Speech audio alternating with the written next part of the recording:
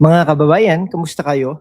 Welcome back sa hashtag #WalkWithLan, ang channel nyo para sa totoong usapan sa Philippine politics. Wala itong filter, walang bias, puro katotohanan. Ako si Lan ng hashtag #WalkWithLan at ngayon tatalakayin natin ang isang mainit na issue na nagpapakita kung paano ang politika ay minsan nagiging circus. Ang headline po natin today, Soto, baliktad ang unawa sa Supreme Court decision ayon kay retired Supreme Court Justice Ascuna. Oo nga, napanood na nga natin ang kanyang mga interview at nagtataka ako, siya ay Senate President. Dapat nga ginagalang niya ang desisyon ng Supreme Court kahit hindi siya sang-ayon dito. Parang ginagawa ni Senador Panfilo Ping Lacson, di ba? Ano ba ito?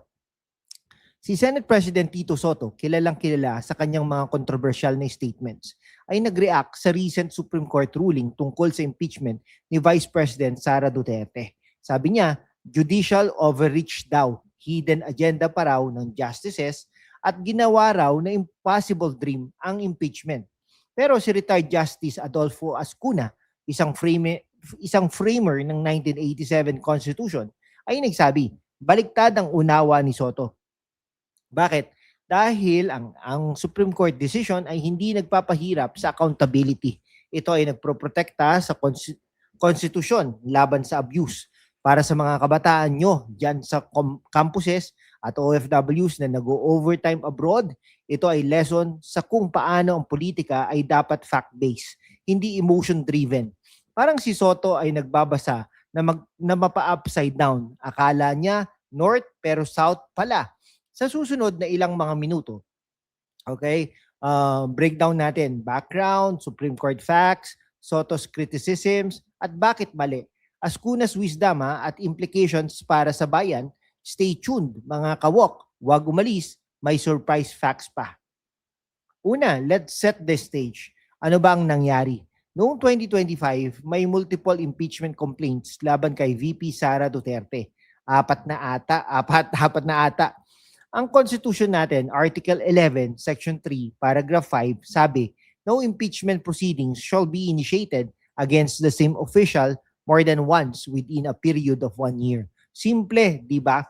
Pero ang House of Representatives ay nag-transmit ng fourth complaint sa Senate noong February 2025.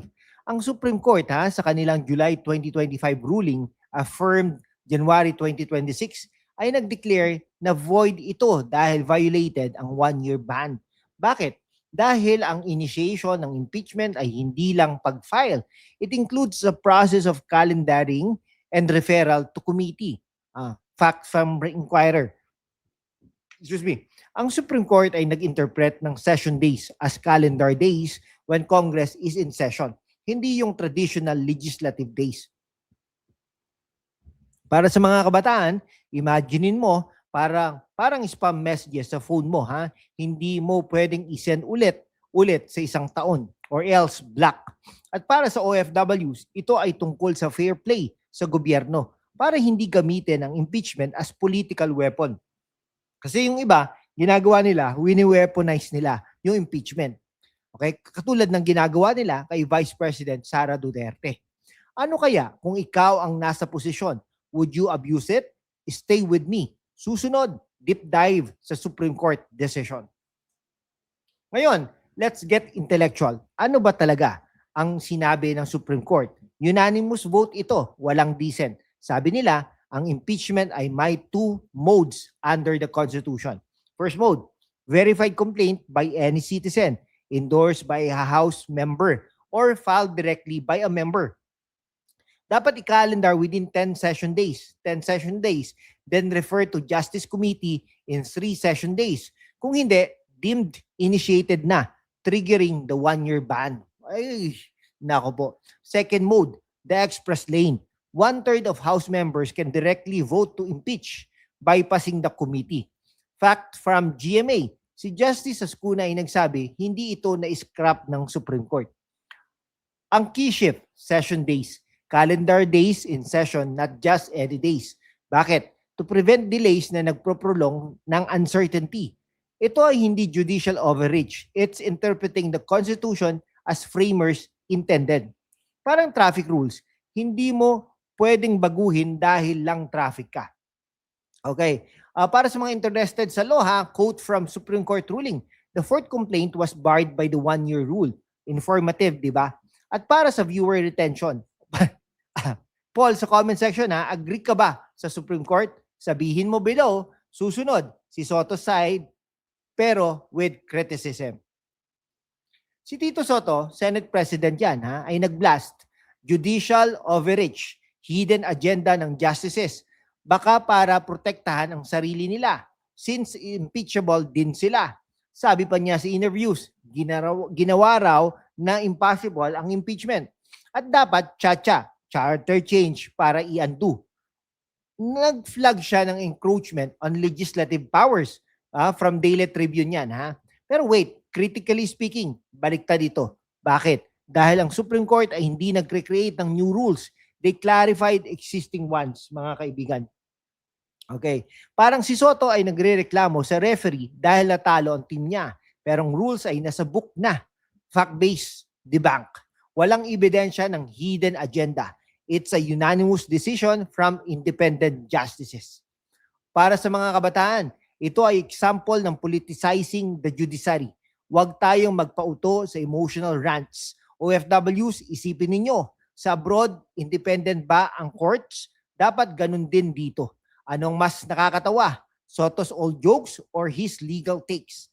Stay tuned for Ascuna's takedown. Ngayon, the hero. Retired Justice Adolfo Ascuna, 87 years old na yan, framer ng 1987 Constitution. Sa kanyang analysis, from Inquirer GMA, sabi niya, the Supreme Court didn't scrap the express lane. Impeachment is still doable. Paliwanag niya, ang first mode ay may strict timelines para maiwasan ng abuse. 10 calendar days for calendaring, 3 for referral. Kung hindi, initiated na. Bakit pabor tayo dito? Dahil ito ay nagpropromote ng due process at prevents weaponizing impeachment. Such time lapse constituted initiating an impeachment proceedings. Parang si Ascuna ay ang wise lolo na nagko-correct sa apo. Tamang Supreme Court, baliktad ka, Tito. Ascuna noted the shift from legislative practice, but it's constitutional. Para sa mga kabataan, this protects democracy from hasty politics. OFWs, ito ay katulad ng fair labor laws abroad, rules for protection.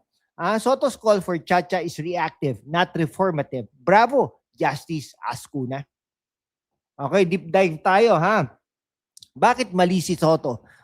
Number 1, misinterprets initiation, hindi lang file, process ito. Accuses hidden agenda without proof, parang conspiracy theory. 3, pushes Chacha for personal agenda. Kung susundin si Soto, baka maging rubber stamp ang Congress. Pero sa Supreme Court view, mas strong ang checks and balances.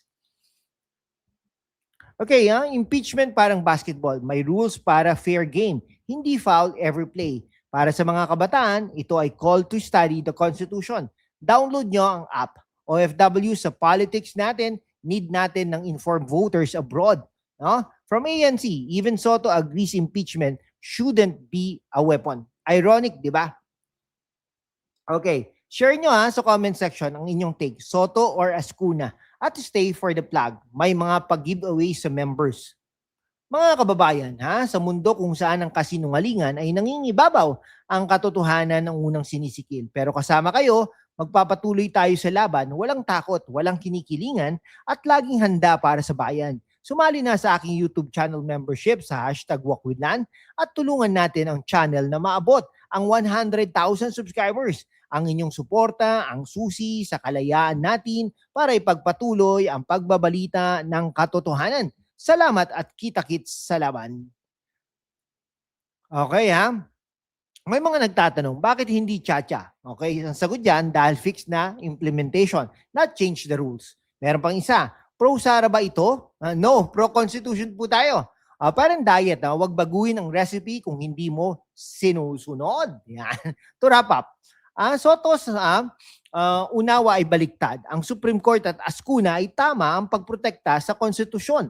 Anong lesson natin? Be critical, fact-check politicians. Para sa mga kabataan at OFWs, kayo ang future. Vote wisely. Salamat ng marami po sa panonood ng ilang mga minuto na ating pagsasama-sama. Proud ako sa inyo. Like, share, subscribe para sa mga more content. Okay, para sa more content, #WalkWithLan. Kita-kits next time. Salamat. God bless the Philippines. Mabuhay po ang Pilipinas.